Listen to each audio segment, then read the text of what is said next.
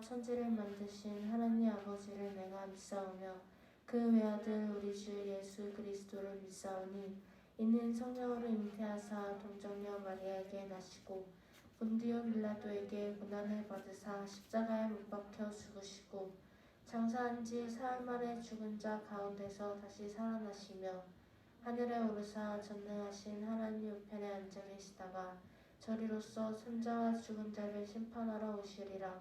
성령을 믿사오며 거룩한 공예와 성도가 서로 교통하는 것과 죄를 사하여 주시는 것과 몸이 다시 사는 것과 영원히 사는 것을 믿사옵나이다. 아멘. 다같이 오셔서 다자리소서 찬양 드리시겠습니다.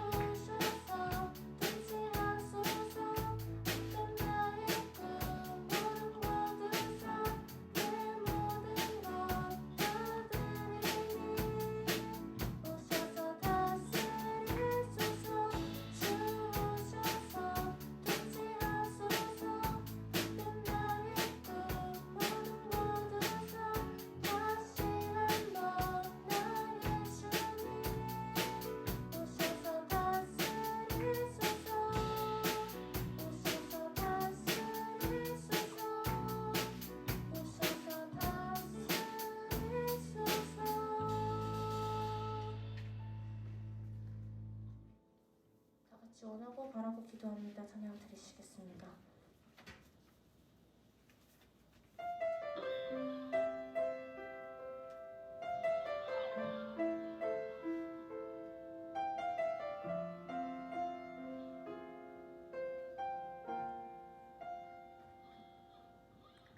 이 세상을 살아가는 동안에 나의 힘을 의지할 수 없으니 기도하고 낙심하지 말 것은 주께서 참 소망이 되심이라.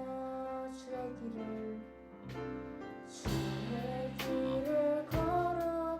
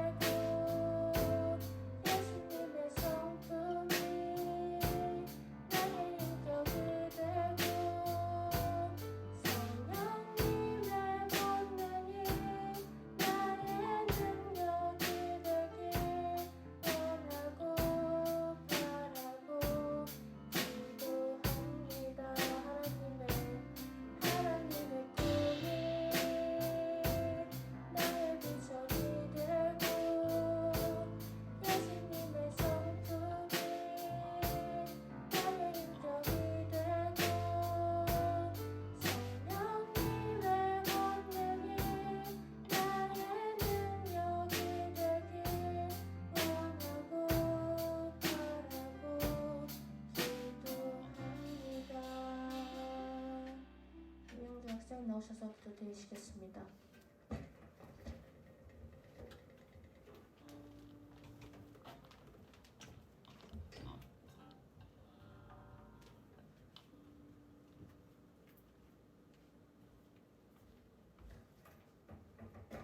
기도드리겠습니다. 하나님 아버지, 오늘도 이 자리에 나오게 해주셔서 감사합니다. 시험이 얼마 남지 않은 지금 열심히 공부를 하는 저희에게 인내와 지혜를 내려주세요. 예수님의 이름으로 기도드렸사옵나이다. 아멘.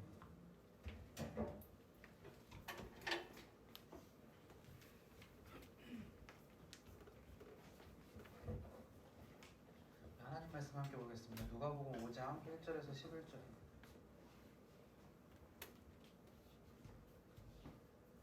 누가복음 5장 1절에서 11절. 말씀을 함께 교독할까요? 무리가 몰려와서 하나님의 말씀을 들을새 예수는 게네사렛 호숫가에 서서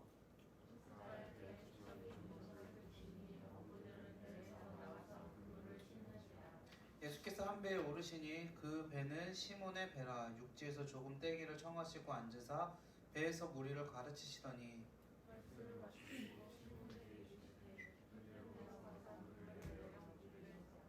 시몬이 대답하여 이르되 선생님, 우리들이 밤이 새도록 수고하였으되 잡은 것이 없지만은 말씀에 의지하여 내가 그물을 내리이다 하고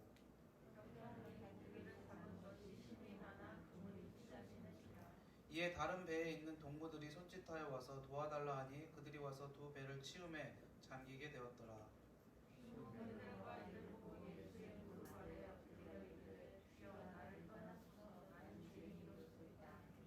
이는 자기 및 자기와 함께 있는 모든 사람이 고기 잡힌 것으로 말미암아 놀라고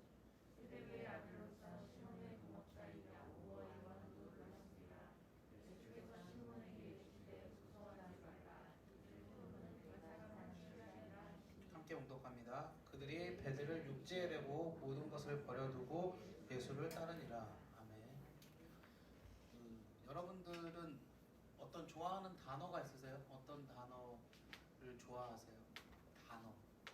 저는 개인적으로 좋아하는 단어들이 몇 가지 있는데 오늘 제목으로도 쓰였던 단어이기도 한데 순수함, 열정, 조금 특이하게 처절함, 이런 거, 묵묵함, 이런 단어들을 좋아해요. 그래서 제가 설교할 때 그런 단어들을 굉장히 많이 쓰더라고요. 저도 보니까 처절함, 묵묵함, 순수함, 열정 이런 단어들을 굉장히 많이 쓰더라고요. 그런데 저는 이 단어들이 특별히 순수함, 열정 이런 단어들이 사실은 이제 40대가 넘어가고 이러다 보니까 저한테보다도 어떻게 보면 10대의 시절을 살아가고 있는 여러분들에게 정말 좀 어울리는 단어다라는 생각이 들 때가 많이 있었거든요.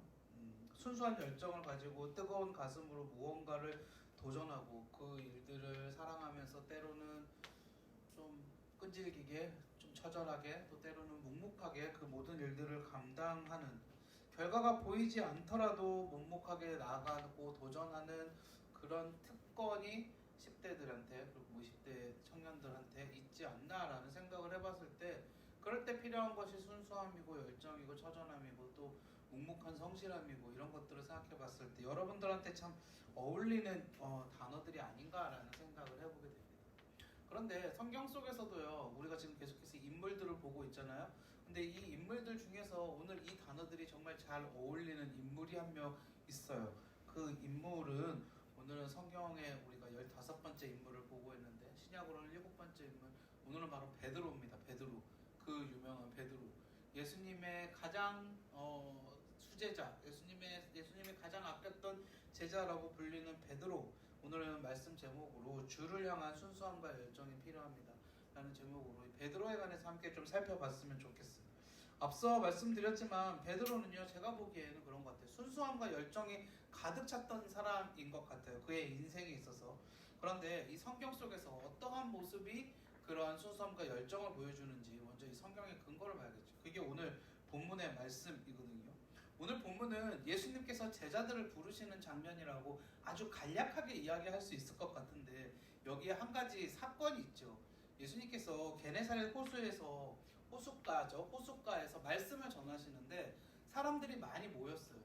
예수님에 대한 소문을 듣고 사람들이 많이 모여가지고 그 사람들한테 하나님 나라에 대해서 말씀하시기도 하고 천국에 대해서 말씀하시기도 하고 여러 가지 어떻게 살아야 되는지 가르치시기도 하고 예수님이 그 사람들한테 이렇게 말씀을 전하시는데 어떻게 전하시냐면 저랑 여러분이 이렇게 좀 떨어져 있죠.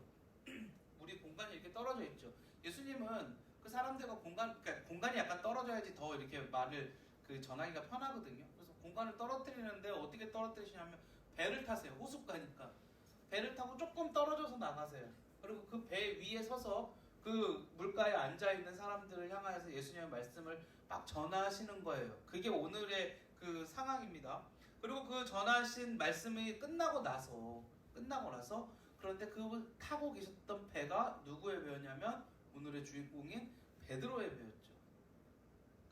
그 말씀이 끝나고 나서 예수님께서 베드로한테 한 가지 제안을 하세요. 야, 저기 깊은 곳에 가서 그쪽에다가 그물을 한번 던져봐라 라고 제안을 하세요. 말씀 다 끝났죠? 베드로는 원래 뭐 하는 사람이었냐면 어부였습니다. 그의 직업은 어부였어요. 어려서부터 어업을 하던 사람이었어요. 특별히 지금 베드로의 배가 거기 있었으니까 베드로가 어디서 어업을 했겠어요? 그 호수에서 베드로가 어업을 했겠죠. 근데 베드로가 가만히 생각을 해보는 거예요. 어젯밤에 우리가 그 고기를 잡으러 저 호수를 배를 타고 나갔었는데 밤새도록 물고기를 잡으려고 노력을 했는데 잡히지 않았어요. 뭐 어부들한테 그런 일들은 종종 있을 수 있잖아요. 아무리 잘 알아도 내 마음처럼 물속에 있는 것들이 안 보이고 안 잡힐 수가 있는 거죠. 그러니까 베드로가 그 생각을 합니다. 내가 밤새도록 물고기를 잡으려고 노력을 그렇게 많이 했는데 물고기를 잡지 못했다라고 이야기를 합니다. 그런데 베드로가 또 뭐라고 그러냐면 그럼에도 불구하고 그렇지만 예수님께서 말씀하시니까 내가 가서 물고기를 한번 잡아보겠습니다. 말씀에 의지하여서 내가 물고기를 잡아보겠습니다 라고 이야기해요. 조금 있다가도 이야기하겠지만 저는 근데 아무리 생각해도 이 장면이 되게 이상해요. 이 장면이 너무 이상해요. 왜 이상하냐면 조금 전에도 말했지만 베드로는 거기서 어업을 하면서 먹고 사는 사람이었어요. 예수님보다 알면 더 알았겠죠. 예수님보다 더 많은 것들을 알았겠죠. 물고기를 잡는 일에 관하여서는. 그런데 가서 그물을 던지라고 한다고 그냥 쉽게 가서 던졌을까요? 자존심의 문제도 있는데 그렇지 않았을 것 같은데 그럼 베드로는 왜 예수님의 말씀을 듣고 그렇게 쉽게 그쪽으로 가게 됐을까? 베드로는 예수님을 지금 태우고서 예수님이 그 앞에서 무엇을 하셨어요? 말씀을 전하셨잖아요. 그렇죠? 그 말씀을 전하시는 그 동안에 무언가 깨달았지 않았을까요? 아, 저분이 뭔가 비범한 분이 아니구나. 굉장히 그냥 평범한 분이 아니구나. 비범한 분이구나. 이런 것들을 깨닫지 않았을까요? 야, 저 말씀 속에 뭔가 내 마음을 움직이는 살아서 역사하는 무언가 있구나 라는 걸 깨닫지 않았을까요? 그분의 모습과 그분의 표정과 그분의 말과 그분의 행동을 보면서 베드로는 알았던 것 같아요. 그러니까 베드로는 어떻게 합니까? 내가 비록 이곳에 어부이고 밤새도록 물고기 잡으려고 노력했는데 잡지는 못했지만 예수님의 말씀하시니 예수님 말씀에 의지하여서 한번 가보겠습니다 라고 이야기를 하죠. 베드로는 순수하게 예수님의 뜻을 따라서 그곳에 갔던 거예요. 그리고 나서 베드로는 이후에 예수님의 제자가 되어서 예수님을 따라다니면서 정말 많은 일들을 하게 되죠. 그리고 그 물고기 잡으러 갔던 그때에는 그물에 물고기가 너무 많이 걸려서 찢어질 정도로 물고기가 너무 많이 걸렸죠. 베드로는 예수님을 그렇게 처음 시작부터 순수하게 열정적으로 따라다녔던 사람이에요. 그렇다면 구체적으로 베드로의 이 순수함과 열정은 어떤 모습으로 드러났는지 우리가 배워야 될 건 무엇인지 조금만 더 구체적으로 한번 살펴봤으면 좋겠는데 첫 번째는 이겁니다. 베드로는 예수님을 면밀하게 관찰했다는 거예요. 베드로는 예수님을요 면밀하게 관찰했어요. 관찰. 아까 이야기했잖아요. 예수님의 말씀에 내가 말씀에 의지하여서 가서 그물을 내리겠습니다 라고 했던 거는 우리 일반적인 상식으로는 이해하기 어려운 일이라니까요. 베드로는 어부고 예수님은 그냥 그렇지 않은 사람인데 예수님이 베드로가 그 예수님의 모습을 보고 무언가 깨달지 않았으면 불가능한 일이었다고요. 그럼 베드로는 무엇을 한 거예요? 예수님에 대해서 유심히 지켜본 거예요. 면밀하게 지켜본 거예요. 그분의 말씀에 들었겠죠. 그분의 말씀에 귀를 기울였겠죠. 그리고 그분이 말씀하시는 거에 대해서 내가 생각했겠죠. 저게 맞는 건지 스스로 검증도 해보았을 거고, 예수님의 행동과 예수님의 표정과 예수님의 말투를 보면서 그가 많은 것들을 깨닫게 되었을 거예요. 우리가 쉽게 베드로는 단순하고 무식하고 용감하여서 그냥 예수님을 잘 따라갔다 이렇게 생각하기 쉽지만, 제 생각은 좀 달라요. 사실은 베드로에 대한 오해와 편견이 있는 것도 사실인 것 같아요. 앞서 베드로가 예수님의 말씀을 듣기 전에 분명하게 보았던 사실, 예수님이 말씀을 전하시는 그 장면, 그 상황들을 통하여서 베드로는 예수님에 대해서 많이 깨닫게 되었다라는 것이죠. 이는 베드로가 예수님의 모습을 정말 면밀하게 관찰했기 때문에 가능한 것입니다. 여러분, 우리가 가져야 될 게 바로 저는 이런 거라고 생각해요. 우리가 가져야 될 거. 예수님에 대해서 관심을 가지고 예수님에 대해서 관찰하는 거예요. 예수님에 대해서 관심을 가지고 예수님에 대해서 관찰하는 거. 여러분, 우리 그 청소년 시기는 많은 것들이 달라지는 거 아세요? 어릴 때 여러분들이 청소년이잖아요. 여러분들이 10대잖아요. 어릴 때 내가 교회 다니던 집안 안에서 예수님을 믿는 집안에서 태어난 사람들 대부분 어릴 때부터 다 교회 나왔죠. 엄마한테 그냥 그 정말 그 신생아 때부터 엄마한테 그 포대기에 둘러싸여서 교회에 나왔었죠. 그리고 여러분도 어렸을 때 아마 교회에 나오는 것들에 대해서 별로 그냥 거부감이 없이 어려서부터 이렇게 교회에 나와서 초등학교 때까지 그냥 당연히 교회 가는 거지. 주일날 당연히 교회 가는 거지. 거기에 대한 의구심도 갖지 않았을 거고, 거기에 대한 반항심도 갖지 않았을 거고, 그냥 당연하게 교회 갔을 거예요. 근데 뭐 여러분들은 지금 여기 다 앉아 계시니까 안 그러겠지만 10대에 딱 넘어가면 갑자기 내 머릿속에서 내가 왜 교회 가야 되지? 여러 가지 생각이 생기지 않아요? 그냥 좀 쉬었으면 좋겠는데. 저는 좀 그렇게 생각해요. 아니, 주일에 교회 가서 한 2시간 예배 드리고 봉사하고 막 이런 어른들도 보면은 그냥 그 시간에 집에서 잠 한숨 더 자면 내 피곤이 더 풀릴 거고, 그 시간에 어디 등산 가거나 운동 한 번 더 하면 내가 더 건강해질 수 있는 거 아니에요? 인간적으로 보면, 세상적으로 보면은 교회 안 가고 쉬는 게 훨씬 더 우리한테 유익할 수도 있잖아요. 이런 생각들이 우리한테 생기기 시작하죠. 10대가 되면은 여러 가지. 그럼 이제 부모님께 반항하기 시작하죠. 나 교회 안 가. 그럼 이제 엄마 아빠는 엄청 여러분들 잘 모르겠지만 엄마 아빠는 엄청 고민을 하십니다. 이제 저 같은 사역자들은 다 우리 아들이 우리 딸이 어릴 때는 안 그랬는데 교회를 가기 싫어해요. 어떻게 하면 좋아요? 막 기도 제목을 내놓으시고 막 걱정을 하시고 막 해요. 여러분도 그런 경험 해본 적 있어요? 교회 가기 갑자기 싫어지고 왜 가야 되는지 이유를 모르고. 그게 여러분들 진짜 좋은 겁니다. 왜 교회 가기 싫어지는 게 왜 좋은 거냐? 교회 가기 싫어지는 게 왜 좋은 거냐고 물어보면 여러분 스스로 이제 생각하고 여러분 스스로 믿음을 가질 수 있는 시기가 되어져 가는 거예요. 근데 중요한 게 한 가지 있어요. 그때를 좋은 시기로 보내려면 진짜 중요한 게 한 가지 있어요. 그건 뭐냐면 내 스스로 예수님에 대해서 관찰을 해야 돼요. 어떤 사람들은 교회 가기 싫어요. 감정적으로 엄마랑 맨날 싸워. 그리고 그냥 끝이 나버려. 어떤 사람들은 나 진짜 가기 싫은데 왜 우리 부모님은 나를 끝까지 교회를 가라 그럴까? 도대체 거기에 뭐가 있는 걸까? 고민해보고 잠깐이라도 생각해보기 시작하는 사람들이 있어요. 여러분, 그 사람들이 성공하는 거예요. 무슨 일을 하든 그건 다 마찬가지예요. 여러분, 부모님하고 그런 갈등이 혹시라도 생기고 계시는 분들이 있다면, 제가 보기엔 없는 걸로 알고 있지만 혹시라도 생기는 분들이 있다면 그 후자의 방법을 통하여서 예수님에 대해서 조금 더 생각해보고 조금 더 고민해볼 수 있는 여러분들이 됐으면 하는 바람이 있습니다. 그래서 신앙을 여러분들 것으로 만들어갈 수 있는 바람이 있었으면 좋겠습니다. 예수님을 면밀하게 관찰하면요, 예수님을 믿을 수밖에 없어요. 베드로처럼.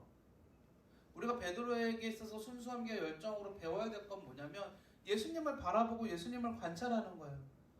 예수님이 어떤 분이신지를 내가 알려고 노력하는 거예요. 그러한 은혜가 우리 가운데 있기를 바랍니다. 두 번째는 베드로는요, 예수님의 말씀을 들었어요. 그리고 듣고 믿음을 가졌어요. 여러분, 우리 삶에서 필요한 게 예수님에 대해서 관찰하는 거라 그랬잖아요. 거기서 정말 제일 좋은 게 보면 예수님의 말씀에 대해서 듣는 거예요. 내 눈앞에 예수님 안 보이는데 예수님 눈이 어떻게 생겼고 어떻게 코가 어떻게 생겼고 피부 색깔이 어떻고 막 그런 거 보라는 게 아니라 예수님 하시는 말씀이 무엇인지, 예수님 생각하시는 게 무엇인지 그런 것들에 관해서 고민해야 되지 않겠어요? 여러분, 우리가 보통 한 분야에서 오랫동안 있으면 전문가 아니면 뭐 정 안 돼도 준 전문가 막 이렇게 이야기를 하죠. 베드로는 전문가였어요. 고기를 잡는 일에 관해서 평생을 바친 전문가였다고요. 그런데 예수님이라는 사람이 와서 그물을 저 깊은 데로 가서 던져라 라고 했을 때 전문가적인 입장에서 속으로 그런 생각 들지 않았겠어? 아, 네가 뭘 알아? 네가 뭘 알아? 내가 더 잘 알지. 그런 생각 들지 않겠어요? 우리는 사실 그런 생각이 들 수 있죠. 그런데 어떻게 합니까, 베드로는? 그럼에도 불구하고 내가 말씀에 의지해서 가서 그물을 던지겠다라고 이야기를 하죠. 여러분, 말씀을 제대로 들으세요? 지루하죠. 재미없죠. 저는 약간 그런 거 있어요. 저는 지금도 이렇게 성격이 막 급해가지고 제가 설교하면서도 한 25분이 넘어가면은 빨리 끝내야 되는데 큰일 났다. 너무 길어지고 있는데 막 이런 생각이 들 때가 있어요. 어렸을 때 어디 친구가 자기네 교회 부흥회 한대. 부흥회 가갖고 앉아 있었어. 너무 말씀이 좋더라고. 5분 동안. 그리고 나머지 1시간 20분을 더 설교를 하셨는데 죽는 줄 알았어요, 정말. 나 진짜. 심지어 교회 의자는 놀라운 그 법칙을 가지고 있죠. 교회 의자는 가운데 앉으면 나가지도 못해. 그렇죠? 야, 교회는 그 일부러 그렇게 의자를 만드나 봐. 우리는 그렇게 안 만들어. 교회 의자는 심지어 가운데 앉으면 나가지도 못해. 지루해 죽겠는데 뭔 소리인지 하나도 못 알아듣겠는데. 진짜 죽을 것 같더라고요. 저의 청소년 시절 내내. 제가 어렸을 때 다녔던 우리 중고등부에 담임 목사님이 와서 설교를 가끔 하셨거든요. 담임 목사님이 와서 중고등부 설교하는데 50분씩 하셨어요. 여러분, 제가 다음 주부터 50분씩 설교할게요. 저를 다 지금 째려보시는 것 같은데. 진짜 죽을 뻔했어요. 근데 제가 그러고 나서 신학대학교 갔잖아요. 목사님을 꿈을 가지고 신학대학교를 갔는데 저는 진짜 말씀에 대해서 너무 몰랐던 것 같아요. 너무 멍청하고 너무 바보 같고. 그러다 군대를 갔다 와서 학교에서 수업을 듣는데 성경책 중에 노마서라는 책이 있죠. 노마서에 관련된 수업을 막 듣고 있는데 갑자기 제가 너무 큰 은혜를 받았잖아요. 노마서를 들으면서 옛날에 내가 들었던 말씀들이 그렇게 지루해하고 그렇게 힘들었던 그 말씀들이 간헐적으로, 모든 게 다는 아니죠. 간헐적으로 조금씩 떠오르기 시작하는 거예요. 진짜 놀라운 경험들을 했어요. 그때 하셨던 말씀이 이거구나. 그때 하셨던 말씀이 이거구나. 그리고 제 신앙에, 제 삶에 정말 좋은 큰 틀을 형성하기 시작하더라고요. 여러분, 하나님 말씀 듣는 거 지금 지루하고 지금 힘들 수 있거든요. 저도 그랬어요. 우리가 왜 힘든지 아세요? 환자라서 힘든 거예요. 환자가 약 먹을 때 힘들거든요. 아픈 사람이 치료받을 때 힘들어요. 근데 그 힘든 거 치료 안 받으면 어떻게 됩니까? 그 병 때문에 죽을 수도 있잖아요. 우리 환자라서 힘든 거예요. 그런데 여러분, 더 말씀에 귀를 기울이려고 한번 노력해 보세요. 베드로처럼 순수함과 열정을 가지시고 그 말씀에 따라서 살려고 노력하면 여러분들 삶에 정말 놀라운 변화들이 있을 줄 믿습니다. 말씀을 마칠게요. 간단하게 오늘 베드로의 주님을 향한 열정과 순수함들을, 어떤 열정과 어떤 순수함이 있었는지에 관하여서 예수님을 면밀하게 관찰하고 예수님의 말씀을 열심히 듣기 위해 노력했던 그 베드로에 관해서 우리가 함께 살펴보았었는데, 여러분 10대 시절에 여러 가지 여러분들이 끊임없는 도전을 하고 순수한 열정을 가질 수 있죠. 특별히 예수님을 향한 순수한 열정으로 살아갈 수 있는 여러분들이 되시기를 간절히 바랍니다. 그렇게 할 때 예수님께서 여러분들의 삶을 책임져 주시고 그 무엇보다도 더 값진 삶으로 이끌어 줄 줄 믿습니다. 우리 함께 기도하겠습니다. 하나님 아버지, 감사합니다. 주를 향한 순수함과 열정으로 나아가는 우리 진감교회 모든 학생들 될 수 있도록 하나님 축복하여 주시옵시고 하나님 함께하여 주시옵소서. 우리 삶에 베드로 같은 열정으로 나아갈 때 하나님께서 베드로를 지키시고 그의 삶을 인도하셨던 것처럼 우리의 삶을 지키시고 인도하여 주시옵소서. 감사드리오며 예수님 이름으로 기도합나이다. 아멘. 원하고 바라고 기도합니다. 우리 함께 찬양할까요?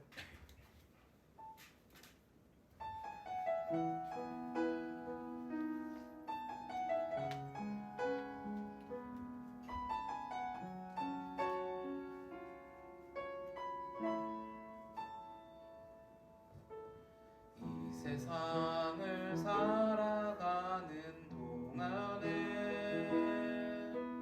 나의 힘을 의지할 수 없으니 기도하고 낙심하지 말 것은 주께서 참 소망이 되심이라.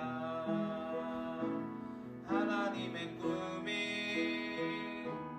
나의 비전이 되고 예수님의 성품이 나의 인격이 되고 성령님의 권능이 나의 능력이 되길 원하고 바라고 기도합니다.